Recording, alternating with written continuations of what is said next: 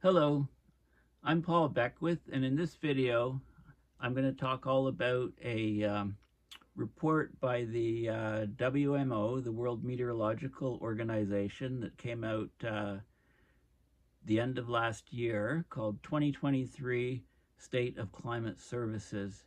And their focus is on health. Um, so, it's a very extensive report on what we can do to improve people's health in the face of very, very rapid climate change.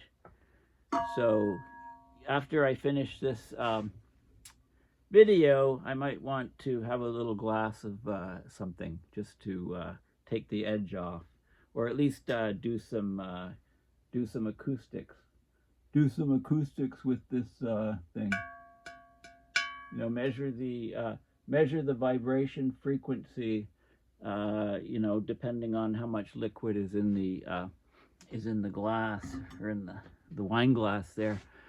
Okay, so health and climate. Let's see what's going on here in this really fascinating report. Okay, so at first I saw this and I thought, what's the WMO doing, on health? But what it is it's basically a collaboration between the World Meteorological Organization and the World Health Organization to try to get data from climate and weather risks to the health people so that they can actually take action, quick action, to respond to reduce the hazards to people. So it is a UN report by the WMO, the World Meteorological Organization, and it really talks about the various countries and what they're doing in terms of their health policy responses to climate change and to extreme weather to save lives. So some of the focuses are on extreme heat and air quality, which are two of the big factors that are reducing people's health. And then there's a whole bunch of there's some stories, and then there's a whole bunch of case studies on what different places are doing to improve their the health outcomes of people. Okay, so it's a very, very interesting report. The key message is, of course, most of these, the world is warming at a faster rate than at any point in recorded history. Climate change undermines health determinants and increases pressure on health systems, threatens to reverse decades of progress to promote human health and well-being, particularly in the most vulnerable countries. Okay, so, the IPCC, of course, the reports talk about future health risks from injury, disease, and death that will increase due to more intense and frequent temperature extremes, cyclones, storms, floods, droughts, and wildfires, right? And many more things. It's anticipated that over 50% of the excess mortality resulting from climate change over the next, say, 25, 26 years or so will occur in Africa. So health protection is a priority in almost all countries. It requires high quality information to better inform decision makers in the health sector. So the majority of the NDCs, the nationally determined contributions, and the national adaptation plans, NAPs, of countries prioritize the health sector. The more information that we get, and they call it climate information and services, the better we can understand how and when health systems and population health can be impacted by climate extremes and a changing climate, like to manage the climate-related risks. Because risk, of course, is always determined by not only the severity of the event, whether it be a flood or a heat wave or air pollution alert from wildfire smoke, but also the vulnerability of the people, the consequences of the people that are affected and how vulnerable they are to this hazard. So there's a huge potential benefit to enhance the benefits of climate science and climate services for health. Okay, 74% of National Meteorological and Hydrological Services, that's this acronym NMHS. Okay, so this is the meteorological people, the weather forecasters. It's the hydrological services, you know, what the water's doing, rain, you know, flow. They provide climate data to health actors, and it's very important for saving lives. So, you know, extreme heat is one of the big risk factors. It causes the greatest mortality of all extreme weather.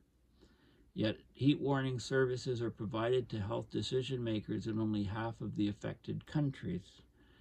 Extreme heat services are expected to rapidly increase by 2027 under the United Nations Early Warnings for All initiative. Okay, so the impacts of extreme heat and heat waves are underestimated. Heat-related mortality could be 30 times higher than current estimates. Yeah, it's crazy. Between 2000 and 2019, the estimated deaths due to heat were about 400, almost 500,000 people per year, with 45% of those deaths being in Asia and 36% in Europe. Europe's being particularly hard hit by heat waves. It's like the deserts moving across the Mediterranean into Europe. Every year, poor air quality is responsible for millions of premature deaths. I think about 7 million deaths. It's the fourth biggest killer by health risk. Concerns relating to air quality, climate change, and health are interlinked. You know, anybody breathing in smoke from wildfires knows, you know, how difficult it is to live in that situation. There's not enough investment to improve the capabilities of the health sector and related climate services to deploy research and integrated systems for climate adaptation and mitigation related decision making. Okay, so we need more collaboration and integration between the health and the climate sectors. So that's what this report is aimed to do, to increase that.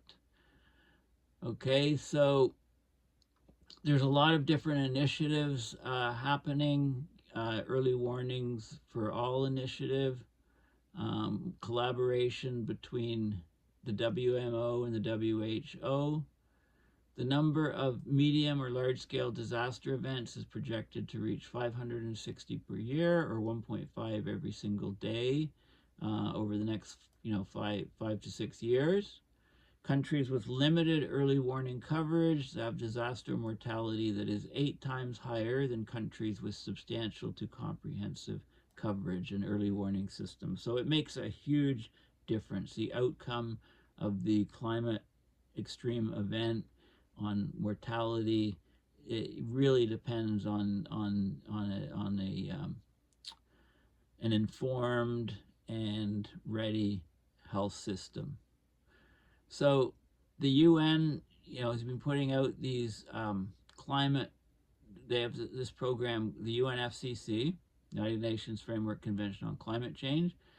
They called on the WMO, basically arising from the Paris Agreement, to report on the state of climate services. Okay, so that's what this report is about. So let's have a look at the figures and you know. So we know, you know, climate, of course, it sustains life and people's health, but it also poses important threats to well-being through exposure to extreme weather and through its influence on life-sustaining ecosystems. You know, the world's warming at a faster rate than at any point in recorded history. Climate change undermines health determinants, increases pressures on health systems, and threatens to reverse decades of progress to promote human health and well-being, particularly in the most vulnerable communities, the ones that have had the least impact on causing climate change. So when we talk about health, what is it really? It's a state of complete physical, mental, and social well-being. It's not merely the absence of disease or infirmity, according to the World Health Organization. The way in which good health is attained and protected is the result of economic, social, environmental, political, and civic processes and systems, all of which are vulnerable to a changing climate. Okay, the climate exacerbated by climate change poses systematic and serious threats to human health. So let's have a look at some of the ways in which it does that. And that's from this table. So heat stress is a huge one. It's linked to mortality, death, and morbidity disease, heat illnesses, and it's getting worse and worse. Foodborne and waterborne diseases are happening with increased occurrence. There's more regional risks of pathogens, aquatic pathogens, things in the water that make you sick. There's an increase in diarrheal disease linked to extreme temperature events or natural hazards, different bacterias and gastrointestinal infections, cholera. There's vector-borne diseases that are happening more and more. There's an increased range of expansion and an increased reproduction rate of these disease vectors. And you can look, there's an alphabet soup of problems here and diseases, ticks, Lyme disease, Rift Valley fever, West Nile fever, malaria, dengue fever. Things are expanding to higher latitudes and higher altitudes. 2.25 billion people across 4 regions are newly at risk of dengue fever. That's over a quarter of the world's population. Lots of increases in Lyme disease in North America. Increases in malaria in many regions. Then there's animal and human diseases, things like anthrax and others, novel diseases. And, we're all aware, we've all gone through this COVID thing, which is going to happen with higher frequency from climate change. Air pollution, like wildfire smoke, atmospheric dust, things that cause allergies. There's more exposure to wildfire smoke with more and more wildfires and the smoke being spread far and wide, leading to cardiovascular and respiratory problems. Then there's food insecurity, right? Increased risks, malnutrition, undernutrition, lack of nutrients in food. More and more people are at risk from hunger and cardiovascular disease mortality. Then there's the food safety issues, increased disease resulting from consumption of toxins and contaminants, fungi, mercury, methyl mercury, persistent organic pollutants, POPs, increased bacterial infections, mycotoxins associated with cancer and stunting of growth in children, seafood contamination with marine toxins and pathogens, right? So problems with food safety and insecure and inadequate waterborne diseases and malnutrition. Okay, WASH is water, sanitation, and hygiene. Okay, so there's a litany of things. These are some of the examples. 98 million more people with moderate to severe food insecurity in 2020 compared to the previous 30 years. The climate suitability for dengue fever transmission rose by 12%. Climate suitability of malaria transmission increased in the highlands, in the Americas and in Africa by 31% in the Americas and 13.8% in Africa between 1951 to 60 average to 2012 to 2021 average. 7 million deaths globally in 2020 due to air pollution. I've seen numbers as high as 9 or 10 million claimed. 470 billion potential labor hours lost globally in 2021 due to heat waves, a 37% increase just from the 1990 to 99 period. US dollar 669 billion potential loss on income in 2021, too hot to work. Elderly and children were exposed to 3.2 more days of extreme heat per person in 2021 relative to the previous 25 years. Heat-related deaths up by 68% in 2017 to 2021 compared to 2000 to 2004. So that's only in less than 2 decades. Okay, so this is an interesting chart on. This is the impacts. So high is dark blue, confidence, and impacts are negative, adverse, plus, minus, or mixed. So the impacts, first of all, of climate change on health and well-being, generally infectious diseases, heat, malnutrition, mental health, and displacement, and it's globally, and it divides it up into the different regions. Mostly it's having negative effects on health and well-being. The impacts on cities, settlements, and infrastructure, the same thing. Generally, you're seeing the negatives. And the impacts on water scarcity and food production are more mixed. Okay, especially water scarcity. Some regions get a lot more water, others get less, so you can see a mix there. Agriculture, it's generally negative effects. Animal, livestock, health, and productivity, negative effects for the most part, with a couple exceptions. Same thing with fisheries and aquaculture. Okay, this is observed human vulnerability to climate change, right? Of course, that's a key risk factor. There's huge differences globally. You can see the vulnerability is very high in Africa, you know, Southern Asia, parts of Latin America. Okay, and the population density, you can see it's overlaid, you know, very, very high regions and lower regions hash. So very, very high regions right in the most vulnerable areas. And these are the types of, the numbers are examples of vulnerable local groups. So indigenous peoples of the Arctic is one, for example.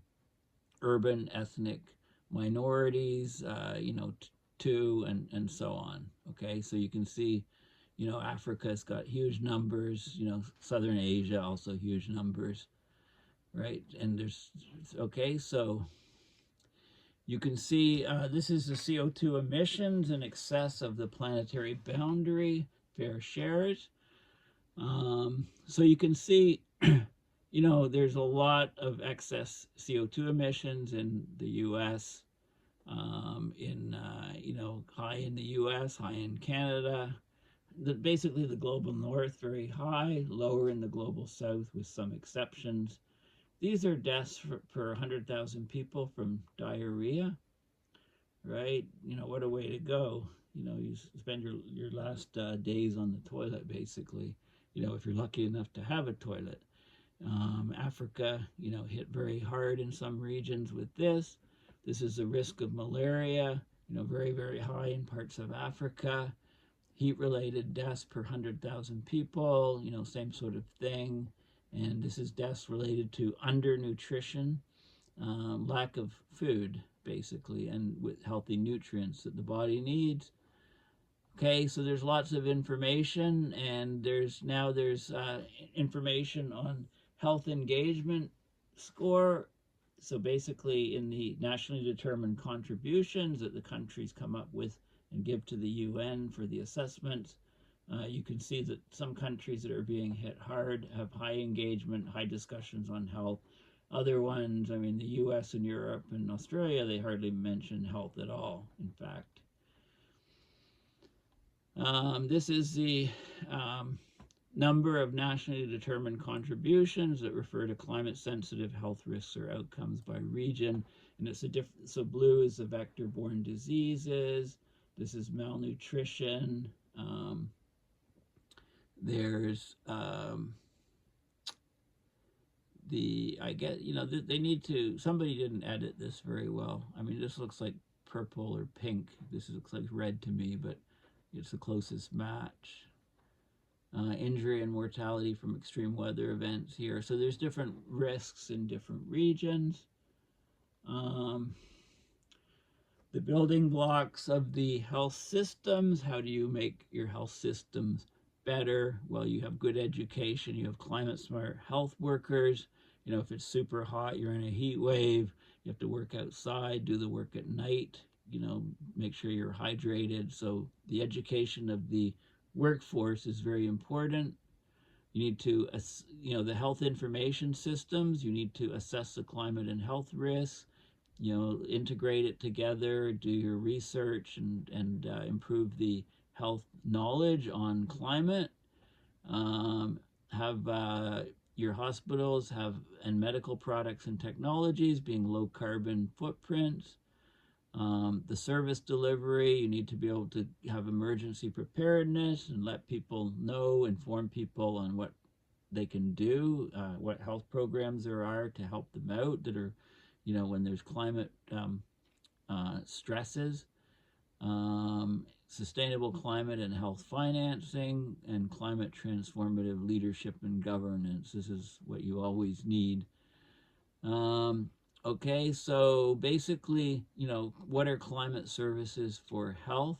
It's the entire iterative process of collaboration between relevant multi and transdisciplinary partners to identify, generate, and build capacity to access, develop, deliver, and use relevant and reliable climate knowledge to enhance health decisions. Of course, right. So there's some examples of benefits of climate services for health in Africa. In Europe, a mobile app has been developed to provide info on risks of heat waves in urban environments. You know, Fiji, integrated risk monitoring, climate informed early warning systems to reduce morbidity and mortality. France, you know, cooling centers and things, warning systems, right? We are learning, we are getting better at protecting people, but we're nowhere near where we need to be. This is, you know, climate information is very important to inform a wide range of health decisions. Okay, and they talk about, you know, things, I mean, the mechanisms of how diseases are transmitted so that we can have interventions before, you know, these diseases become epidemics or pandemics. Identify populations at risk. Different seasonal risks are occurring. Some seasons are you're fine, other ones are very risky, and the trends in the risks from year to year, and so on. So there's lots of, you know, there's lots of different things. I'll just, you know, this is some of the ways to have good practice for climate-informed health decision making. There's, you know, there's way more needs to be done, basically. So this is a generalized overview of generalized climate services capacities. Okay, so climate services capacities to inform the health and the health, you know, in the particular groups, hospitals, etc., organizations in different countries. And you can see, you know, North America, you know, advanced North America, you know, parts of Russia and China, India, Australia, you know, much better, more advanced in informing meteorological and weather services, informing the health systems in those places. And then there's, you know, as you go through the lighter shades, there's less and less capacity.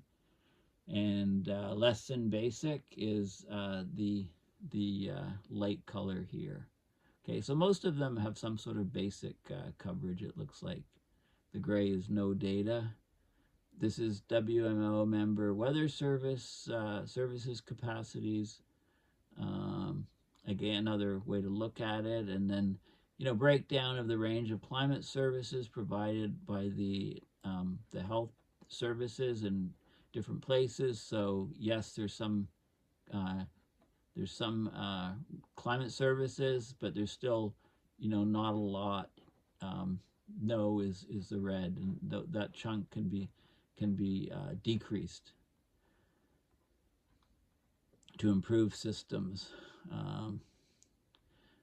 More charts on what people are doing. This is the breakdown of percentages of ministries of health reporting a health surveillance system for climate-sensitive health risks, mental and psychological health, so there, if there's good information, it's the green. If there's health surveillance without meteorological weather information, it's a bigger chunk of the yellow. No health systems, very bad, the red, and then we don't know. There's no data from a lot of places, so that's probably meaning it doesn't exist, really. So there's they talk specifically about extreme heat. It's extreme heat causes the greatest mortality of all extreme weather, yet heat warning systems are provided to health decision makers in only half of the affected countries. This is going to hopefully change under the UN Early Warnings for All initiative. Okay, on heat waves, and they look at the gaps. Here's the heat, no exposure or poor skill. This is modes of heat wave preparation. So nothing being done in the light areas, seasonal preparedness in the green, like all these islands here for cyclones or hurricanes forming, so they know it's seasonal. Short-term forecasts in the red, and both in the darker gray. Okay, air quality, of course, it's the fourth biggest killer by health risk factor. It's closely interlinked with climate. They talk about the PM 2.5 particles. They talk about black carbon from incomplete combustion. And, this is a fossil fuel issue. Wildfires increasing around the globe and so on. So, we need to monitor air quality and give warnings to people, and we're getting better at that. There were big improvements made due to the very, very poor air quality in parts of North America from all the fires this summer, for example. Okay, there's CAMS, is the Copernicus Atmosphere Monitoring Service.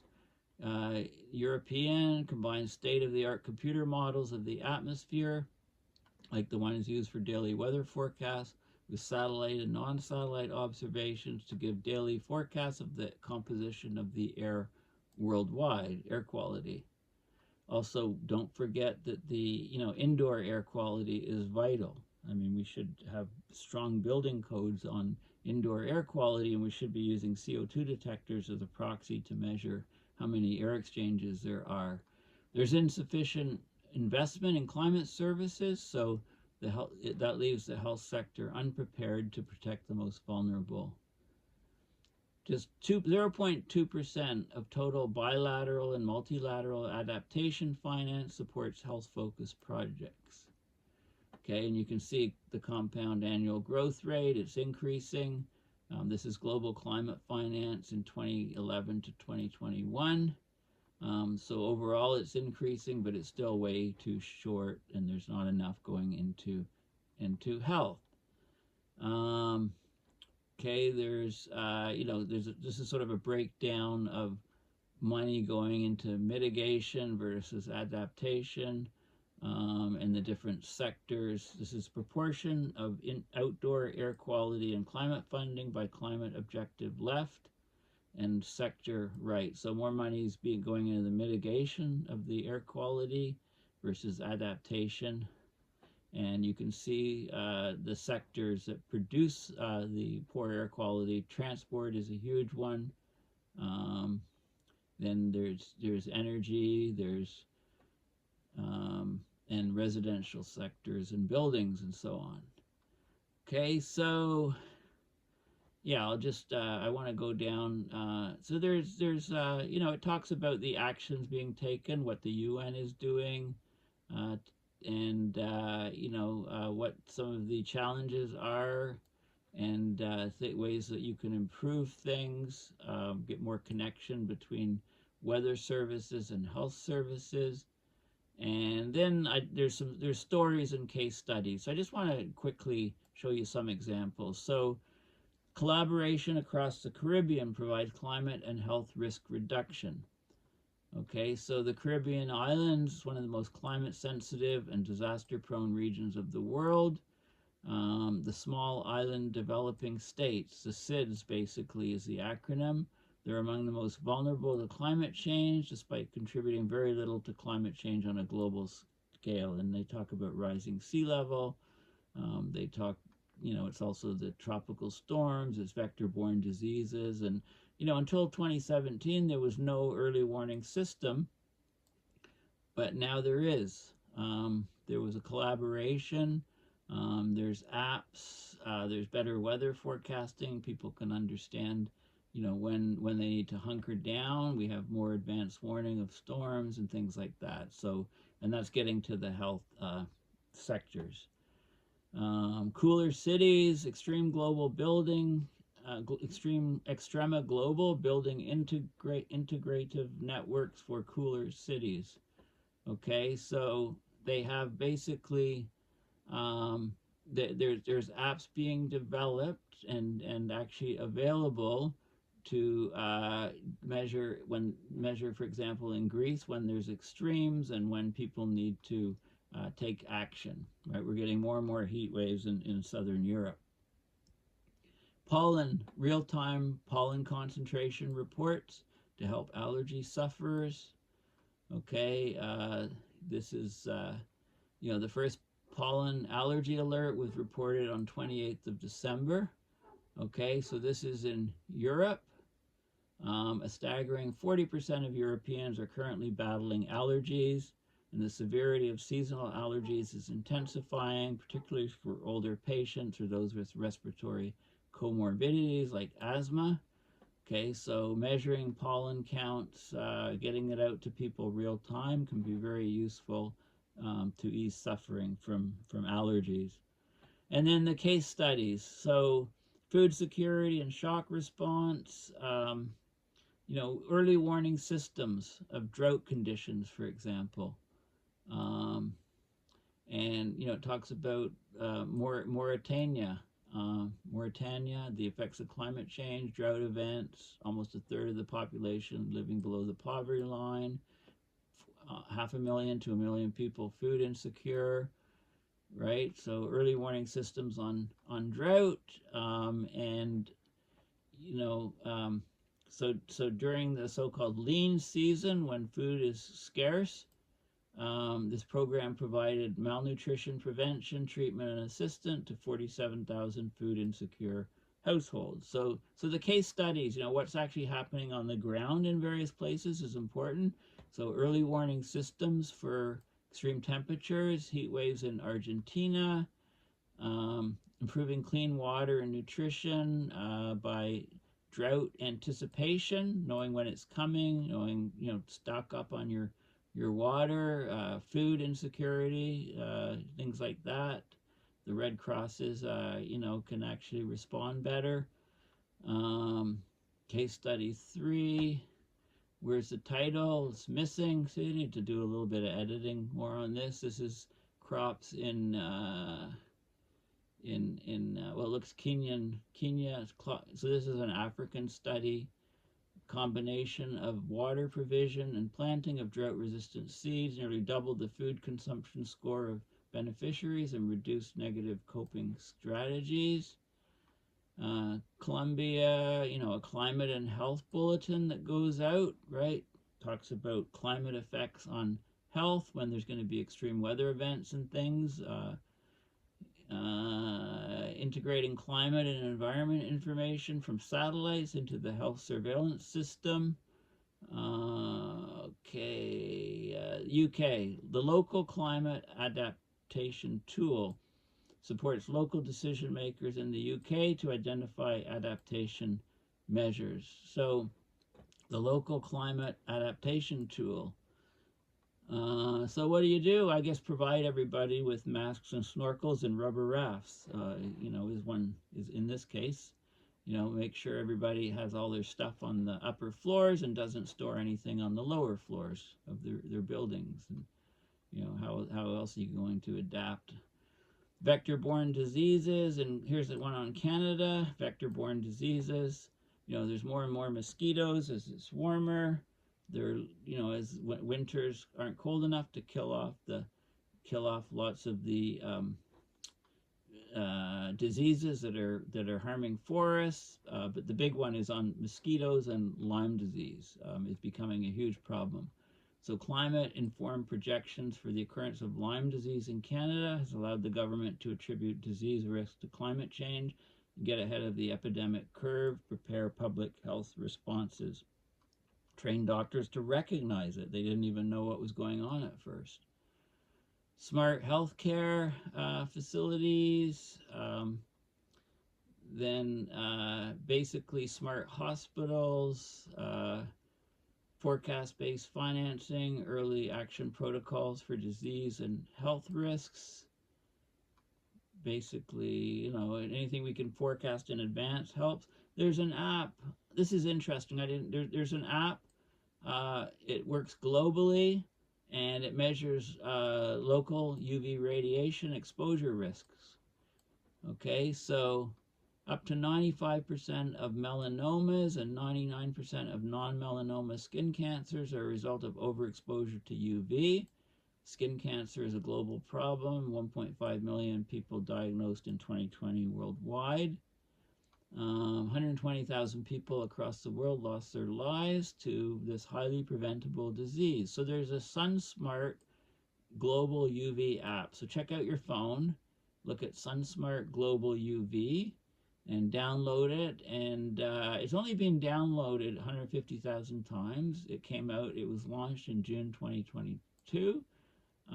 It's in 8 different languages, and there's 4-day UV forecasts of sun protection times, weather information, etc. So, really useful app. Pulls data from the European Center for Medium Range Weather Forecasts, ECMWF, weather information from observatories, and it can draw on live UV data.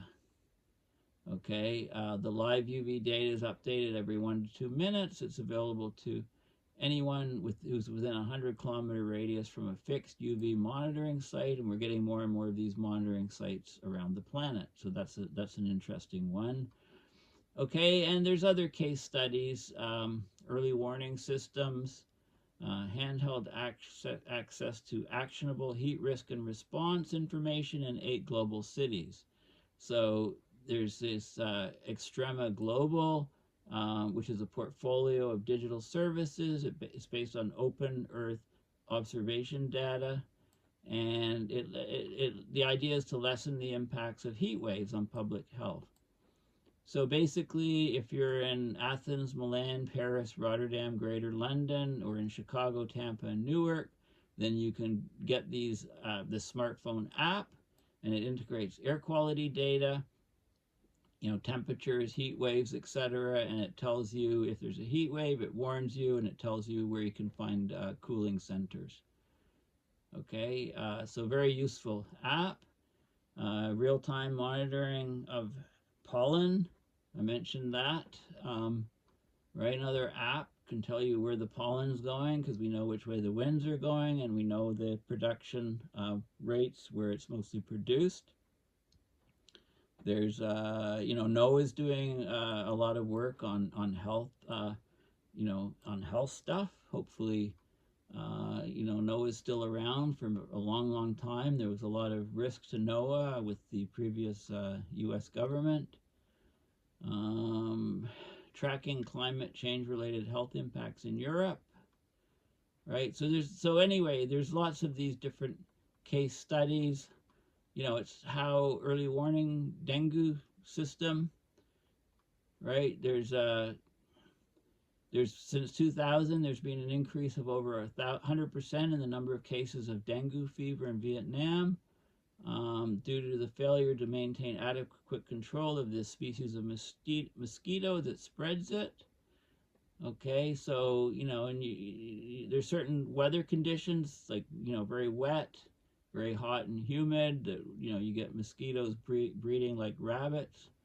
And, if many of them are carrying dengue fever, then you start running into problems. So there's a model satellite-based system. It's developing a forecasting system to combine weather forecasts and a hydrological model to predict the likelihood of future dengue epidemic up to 6 months in advance using long-range climate models. So very important. And then malaria, is also being carried by mosquitoes. According to the WHO, it infected 247 million people in 2021, leading to 619,000 deaths. So it's the deadliest parasitic disease in the world. So it's sensitive to its mosquitoes as a vector-borne disease. It's sensitive to variations in temperature, humidity, and rainfall. Okay, so you can again create apps to give risks on when you need to be concerned about malaria in various countries. Okay, so that's the gist of it. It's a very useful report. So basically, it integrates our knowledge on climate change with our knowledge on how that's going to cause risks from extreme weather events, heat waves, droughts, extreme winds from hurricanes, et cetera. So using all that climate information and making sure it gets to the health people so that they can actually try to lower the risk to humans living in those particular regions with sort of real-time advance warning information on what's coming so that people can, hunker down and be more resilient in the face of extreme weather events and climate events. Anyway, thank you for listening.